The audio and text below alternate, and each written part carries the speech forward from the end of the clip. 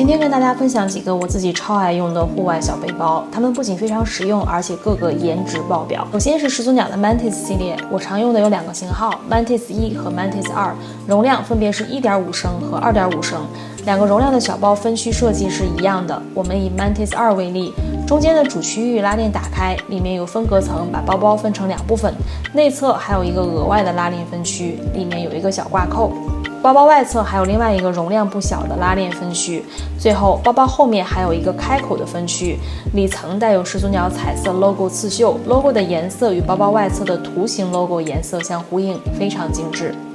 Mantis 1的容量可以容纳一些随身物品，可以装得下手机、钱包、钥匙、耳机等小物件。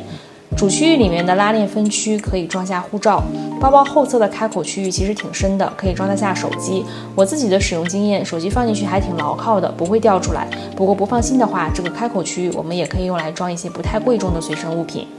Mantis 2的容量比 Mantis 1大了不少，除了上面的小物件以外， Mantis 2还可以装下一些更大的随身物品，比如说眼镜、墨镜、手电、药品、小包装的化妆品等等。我自己觉得 Mantis 2的容量更加方便，而 Mantis 1的样子则更加小巧精致。你更喜欢哪一个呢？评论区告诉我吧。下面要分享的就是我自己非常喜欢的 Cotopaxi 腰包了。这个系列的小包同样有2个尺寸可以选，分别是1.5升和3升。Cotopaxi 这个系列小包的最特别的地方就在于每个小包都是独一无二的，世界上没有任何2个完全相同的 Cotopaxi 小包。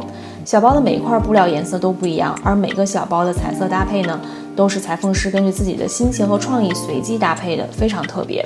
1.5升容量的小包小巧精致，基本上也可以装下小件的随身物品。而3升的这个腰包不仅容量大了1倍啊，用料也更加结实，算是1.5升小包的完全升级版了。最后呢，再分享一个我最近新发掘的小众设计户外品牌 Topo Design， 他们家的小包也是精致又实用，色彩搭配也有独树一帜的风格。我自己选了1大1小2个容量的饰杯，大家喜欢这个风格吗？后面有机会我会专门做这个品牌的包包分享。以上就是我喜欢的户外小包分享了，你最爱哪一款呢？评论区告诉我吧。